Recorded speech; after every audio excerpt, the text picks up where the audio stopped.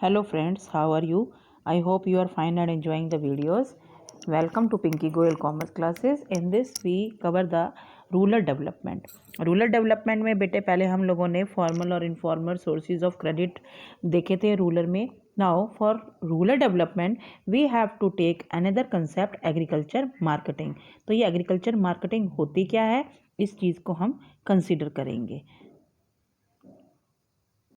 Agriculture marketing is a process of assembling, grading, processing, packaging, storing, transportation, distribution of agriculture goods.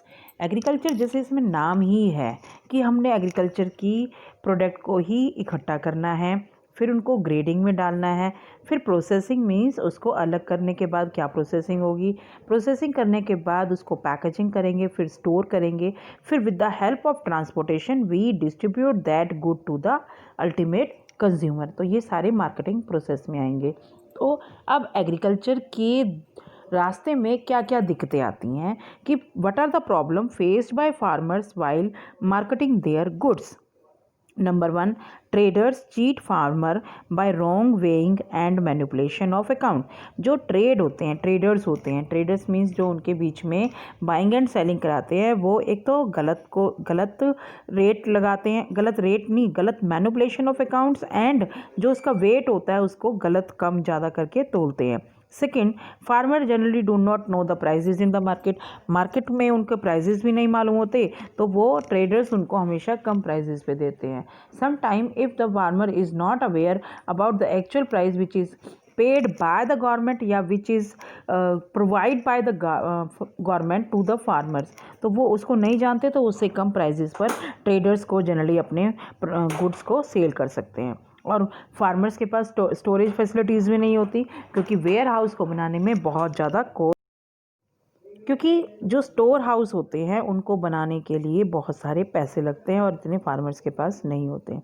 And most of the villages do not have good roads due to this transportation does not take place, यानी कि उनका raw material या उनके जो goods हैं वो proper जगह पर नहीं पहुंच पाते। There are many middle man between the farmers and the consumer, तो हमेशा उनको कम प्राइस ही मिलता है। तो ये सारी दिक्कतें होती हैं एक जब स्मॉल फार्मर्स को अपने प्रोडक्ट की मार्केटिंग के लिए। फिर इनको प्रमोट करने के लिए गवर्नमेंट क्या क्या स्टेप उठा सकती है, तो एग्रीकल्चर को, तो सबसे पहला जो स्टेप है that is an regulated market. तो रेगुलेटेड मार्केट होता है डिफरेंट। अगर मैं आप लोगों को लोकल अनाज मंडी की बात करती हूँ, क्योंकि सभी जगहों पर अनाज मंडी होती है या कोई भी एक मार्केट बन जाती है जहाँ पर एक कमेटी को फॉर्म किया जाता है।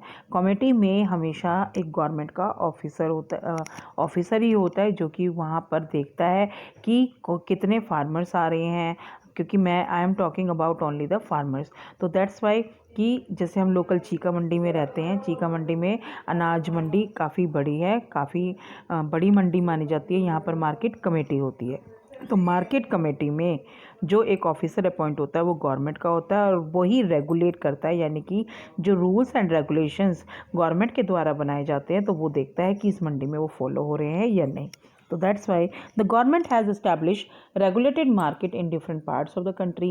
The sale and purchase of good in this market are controlled by the market committee consisting of representative of government, farmer and trader. यहाँ पर अगर कोई भी सेल परचेज की प्रोसीजर होता है तो ये ट्रेडिंग कंपनीज यानी कि जो मार्केटिंग कमेटी है ये फॉलो करती है, इसको देखती है। सेकेंड, हमें जो स्टेप उठाना है एग्रीकल्चर मार्केटिंग को डेवलप करने के लिए, development of infrastructure facilities.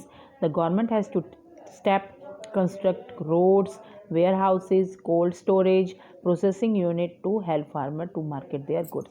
Infrastructure facilities में हम लोगों ने रोड को लिया ताकि वो अपने माल को आसानी से इधर उधर लेके जा सकें। वेयर हाउस जब चाहें वो स्टोर कर सकें। कोल्ड स्टोरेज में ऐसे भी होते हैं, पेरिशेबल गुड्स भी होते हैं, वेजिटेबल्स होती हैं, तो ये सीधे स्टोर हो सकें। प्रोसेसिंग यूनिट यानी कि उनको कन्वर्ट करना गुड्स में, उनको प्रोटेक्टेड बनाना, तो ये इस तरह से infrastructure facilities are provided by the government. Third, cooperative agriculture marketing societies. तो आपको पता ही है कि कोऑपरेटिव सोसाइटीज़ क्या होती है marketing. The cooperative society of farmers में कलेक्ट द प्रोडक्ट, यानी कि वो अपने जो उनके कमेटी के ग्रुप्स के सोसाइटी के जो मेंबर्स होते हैं उनके सारे प्रोडक्ट को इकट्ठा कर दें and profitably market them in town and cities, और उसको अधिक प्रॉफिट पर टाउन्स में और सिटीज़ में जाकर बेच सकते हैं, क्योंकि अगर एक इंडिविजुअल मेंबर जाएगा तो उसके इतना ना तो प्रोडक्ट होगा, ना ही वो अपने दूर प्रोडक्ट को ले जा सकता है। Then they have to form the cooperative society, और गवर्नमेंट को इसकी अवेयरनेस लोगों में बतानी चाहिए। Fourth, farmers market. In some states like Tamil Nadu, the government established farmer market. The farmers can bring their product directly to these market and sell to consumer. Middleman can be avoided. ये एक बहुत अच्छा step है जो तमिलनाडु में उठाया गया है गवर्नमेंट के द्वारा, जहाँ पर उन जो फार्मर्स की ही मार्केट है वो अपना प्रोडक्ट ला के कभी भी किसी भी प्राइस पर उस मार्केट में डायरेक्टली कंज्यूमर को सेल कर सकते हैं और मिडलमैन को अवॉइड। जैसे उज्वर सैंडीज, ये एक मार्केट है, देखिए यहाँ पर फार्मर्स बैठे हुए हैं और अपनी वेजिटेबल्स को यहाँ पर सेल कर सकते हैं। फार्मर्स मार्केट में अभी देखा जाएगा अपनी मंडी पंजाब, हरियाणा और राजस्थान में है, जहाँ पर फार्मर्स अपनी फसल को लेके आते हैं और यहाँ पर बेच सकते हैं। फिर है हड़सपर मंडी पूना में है, ऋत्यु बाजार आंध्र प्रदेश और तेलंगाना में है, उजावर संधाई तमिलनाडु में है। ये एक मंडी है फार्मर्स के लिए बनाई गई है गवर्नमेंट के द्वारा। नेक्स्ट है बेटा फोर्थ फैसिलिटीज़ जो उनको देनी चाहिए गवर्नमेंट को, storage facilities. The government has set up a number of pest free and weather proof storage facilities to farmers to store their product. क्योंकि ये लो इनकम होती है इनकी, तो इनको स्टोरेज फैसिलिटीज़ जिसमें पेस्ट फ्री होने चाहिए, वेदर प्रूफ भी होना चाहिए, जिससे वो अपने स्टोर प्रोडक्ट को सेव कर सकें और उनका रेंट भी आसानी से इजीली पे कर सकें। Then government minimum support price, that is also very famous या वेरी पॉपुलर इन इंडिया। इसमें गवर्नमेंट क्या करती है कि कुछ एक क्रॉप्स के लिए पहले ही उनका मिनिमम सपोर्ट प्राइस रख सकती है कि इससे कम आपने कोई भी फॉर्म जो प्रोडक्ट है जिनके लिए एमएसपी चूज़ की गई है नहीं बेचना। अगर आपको कोई नहीं मिलता तो आप गवर्नमेंट को डायरेक्टली सेल कर सकते हैं, यानी कि जो लिमिटेड सिलेक्टेड जो फार्म प्रोडक्ट है उनके price are declared by the government. The government announce MSP for some agriculture crop well for before the sowing season.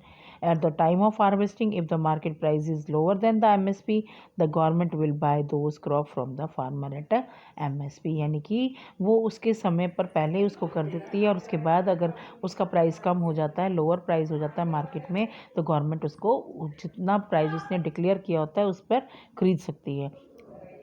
Some multinational enterprises enter into agreement with farmers. They encourage farmer to cultivate certain crop. They provide them seeds. अगर वो multinational enterprises आ जाती हैं और उनके अनुसार अगर जो वो फसल कहते हैं उनके अनुसार अगर वो उनको क्रॉप को कल्टीवेट करती हैं तो उनको सीड्स मिलते हैं, फर्टिलाइजर्स मिलते हैं, मार्केट मनी एडवांस मिलते हैं, later then buy the product and then market them. और इसी एग्रीकल्चर मार्केटिंग को, फार्म मार्केटिंग को प्रमोट करने के लिए अब हमारे जो प्रधानमंत्री मोदी जी हैं उन्होंने फार्मर्स के लिए एक नया 3 बिल पास किए हैं, जिसमें उन्होंने कहा कि फार्मर अपनी फसल को कहीं पर भी कहीं किसी भी रेट में बेच सकता है, लेकिन मिनिमम सपोर्ट प्राइस से नहीं।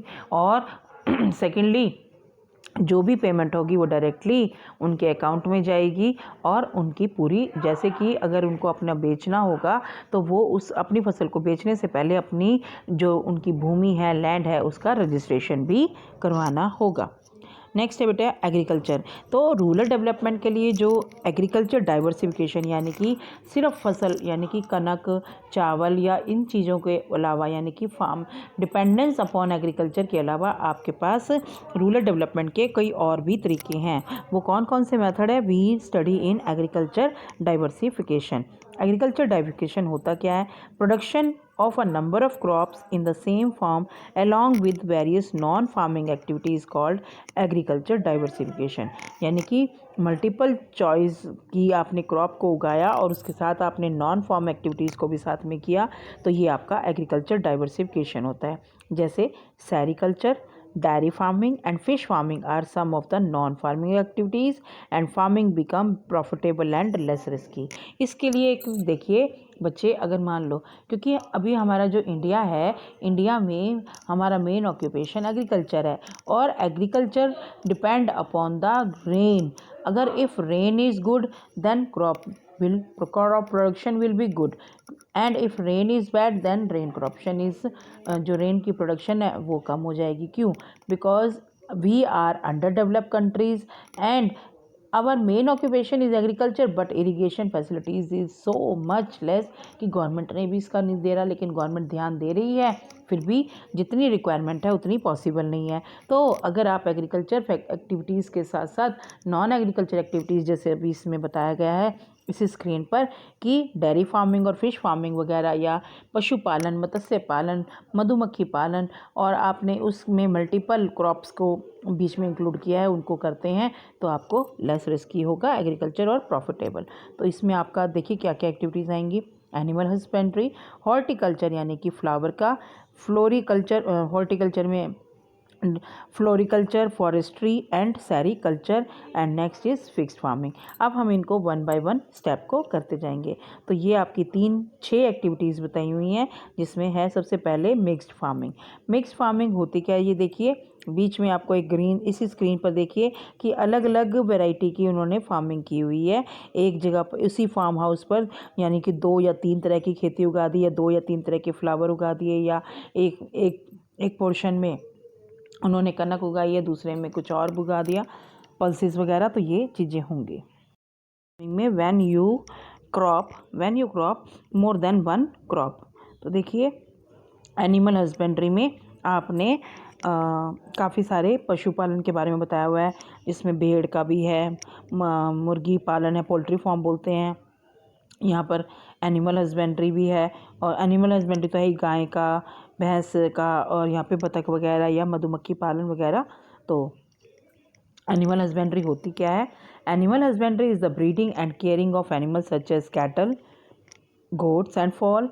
It provide stable income. Naturally है, क्योंकि आपकी जो फार्म प्रोडक्शन है वो अनसर्टेन है. मैंने अभी बताया कि अगर बारिश अच्छी हुई तो आपकी फसल भी अच्छी होने के चांसेस हैं, अगर आपकी बीच में कीड़ा ना लगे और बहुत अच्छा होने के बाद आपको सही दाम मिले तभी आपका होता है. लेकिन यहाँ पर एनिमल हस्बेंड्री में तो स्टेबल इनकम है कि इतना, अगर मान लो मैं बात करूँ कि आपने इतना ही दूध, आपके पास कितनी भैंसें हैं उनका दूध बेचना है, या गाय हैं उनका दूध बेचना है, या मधुमक्खी है उनका शहद निकलना है, तो ये स्टेबल इनकम के कंटेंट हैं. Animals help in transportation and agriculture work. It provide food stability and the fuel needed for the villages. Naturally है, एनिमल हस्बेंड्री से फूड स्टेबिलिटी भी रहती है और फ्यूल भी मिल जाता है. Large number farmer earn their livelihood from animal husbandry. Animal waste can be used as manure, जिसमें आप खाद के रूप में, और एक गोबर गैस का भी होता है प्लांट बनाना, उससे भी कर सकते हैं. Now we come to the white revolution. There are 3 type of revolution: white revolution, green revolution and golden revolution. तो आप पहले हम पढ़ेंगे वाइट रेवोल्यूशन के बारे में. तो सबसे पहले आपको रिवोल्यूशन होता क्या है? रेवोल्यूशन का मतलब होता है कोई क्रांति या कुछ चेंज, ऐसा चेंज जिससे आपके प्रोडक्शन बहुत अधिक हो गई हो. तो पहले दिस वाइट रेवोल्यूशन और operation flood relates to the rapid development in the milk production. यानी कि ऑपरेशन फ्लड मीन्स बहुत ज़्यादा दूध का उत्पादन किया गया. That took place in India after mid 1960s. This name is a variation of the name Green Revolution, used early to describe the rapid development in agriculture production in India. देखिए जो white revolution है that is relating to आपका milk, और जो green revolution है that is agriculture production, और जो golden revolution है, golden revolution is your honey bee, यानी कि शहद का उत्पादन में बहुत अधिक क्रांति लेके आए थे. A name closely associated with white revolution is that Dr. Verghese Kurien.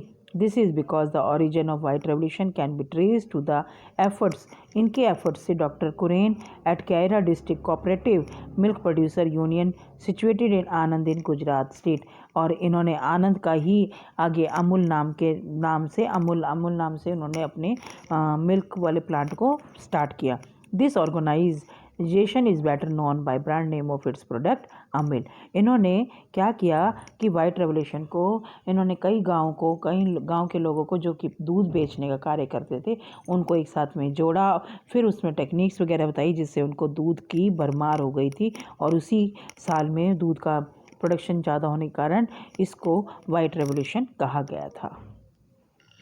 Next है आपका फॉरेस्ट्री. फॉरेस्ट्री मीन्स जंगल. जंगल की गतिविधियों को आपने अपनी रोजी रोटी का अवसर बनाना है। तो scientific utilization of forest and forest product is called forestry, यानी कि जो फॉरेस्ट है, जंगल है, उसका साइंटिफिक तरीके से यूज़ होना और उसमें जो उसके प्रोडक्ट होते हैं उनको फॉरेस्ट्री कहते हैं। It can provide additional income yes to the farmer who live in villages located close to the forest. जो गांव है जंगल के पास लगते हैं, उन लोगों को बहुत ज़्यादा फ़ायदा है, क्योंकि उनको यहाँ पर काम करने की एडिशनल इनकम भी मिल जाती है। देन सेरीकल्चर में देखिए, ये यहाँ पर आपको ये कीड़े दिए हुए हैं, या अंडे में से कीड़े वगैरह निकालना, देखिए कैसे। रेयरिंग ऑफ सिल्क वर्म, यानी कि सिल्क के उत्पादन के लिए सेरीकल्चर बोलते हैं। यहाँ पे सिल्क का सेरीकल्चर हो गया। Rearing of silk worm and the production of silk and silk product is called sericulture. तो इसमें एक 1 मार्क्स में आ सकता है, define sericulture, define green revolution, define white revolution and in which year they take place, and the जो आपका golden revolution है उसके बारे में बताइए किसने कैसे किया। तो यहाँ से आपका एक सेरीकल्चर का क्वेश्चन भी बन सकता है। It provide additional income to the farmer. It reduce poverty in the villages and it reduce unemployment. This is the right thing कि it reduce the unemployment. आपका है अगला बेटा horticulture. Horticulture is belong to your flower production in your farm activity. It is the art of cultivating fruit. देखिए यहाँ पे art of cultivating fruits, vegetable, flowers, medical plant and spices, इसको horticulture कहते हैं।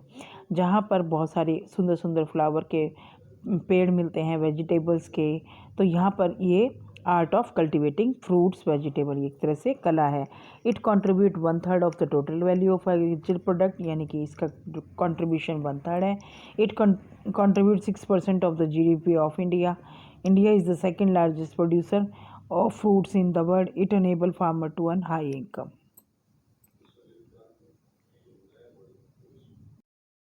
We comes to the Golden Revolution. The Golden Revolution was the period between 1991 to 2003।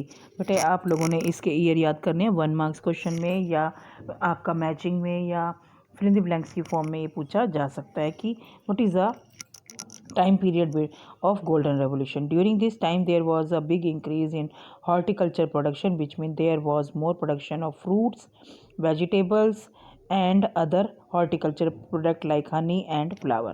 तो यहाँ पर अगर गोल्डन में हनी का मेन आएगा और आपका फ्रूट्स एंड वेजिटेबल का। हॉर्टिकल्चर में आपके फ्लावर मिक्स हो जाएंगे। It is a branch of horticulture. It is the scientific cultivation of flowers. What is the role of non-farming activities in promoting of rural development? जैसे आप लोगों ने अभी देखा है कि अगर ये एक्टिविटीज़ हो जाती है तो इनकम स्टेबल हो जाती है, ज़्यादा इनकम होने से एम्प्लॉयमेंट अपॉर्चुनिटीज़ क्रिएट होती हैं, और उनका ये सारी चीज़ें role of non farming activities. तो non farming activities reduce population pressure on land. Naturally है, अगर आप लोग कुछ नहीं करेंगे तो ज़मीन पर खेती बाड़ी करेंगे, लेकिन अगर आपके पास काम होगा तो आप उसके ऊपर डिपेंड होना छोड़ देंगे। Surplus labor in agriculture can be used in such activities. Second, they help the farmer to sell value-added product and earn higher income. Thus, they may help in reducing the poverty. Third, farmers can get themselves engaged in non-farm activities during off-season. Thus, they solve seasonal unemployment, यानी कि farmers खुद को engage कर लेते हैं तो वो seasonal unemployment को नहीं होने देते, कंट्रोल कर लेते हैं। Then even a loss in farming due to crop failure, यानी कि नुकसान will not affect the farmer much है if he has some non farming activities. अगर उसका फार्म प्रोडक्शन में कोई नुकसान भी हो जाता है तो वो नॉन फार्मिंग एक्टिविटीज़ से कंप्लीट कर सकता है। देन इसका क्या फ़ायदा है? Importance of agriculture diversification of sustainable new development. Agriculture in India depend upon monsoon, naturally है वो बारिश पे होता है। If so it is risky, diversification will help farmer to earn income from non farming. तो ड्यूरिंग जैसे rabi season होता है agriculture activities are less, then there will be unemployment. It can be reduce by developing non farming activities. Diversification will help to reduce disguise unemployment also, क्योंकि कई बार क्या होता है कि एक फॉर्म के टुकड़े पर 2 बंदों की ज़रूरत होती है, लेकिन रोज़गार नहीं मिला होता तो 2 और आके जुड़ जाते हैं, तो उससे उनकी प्रॉब्लम अराइज़ होती है। लेकिन अगर उनकी एक्टिविटीज़ डाइवर्सिफाई होंगी तो वो लोग रह सकते हैं, सर्वाइव कर सकते हैं लॉस के, even in case of loss. Diversification with different farming and non-farming activities help the farmer to earn higher income. This improve their standard of living. बेटा जो 2020-21 का है, इसमें सिलेबस आप लोगों का इतना ही आएगा, लेकिन इसमें 1-2 टॉपिक और रहते हैं ऑर्गेनिक फार्मिंग का, वो मैं नहीं कराऊंगी, उसके बाद देखेंगे। Then if you have any doubt please ask me and और write in the charity box. If you like the videos, please share the video with your friend, because sharing is caring. And if you like the video, please subscribe the channel for my notification.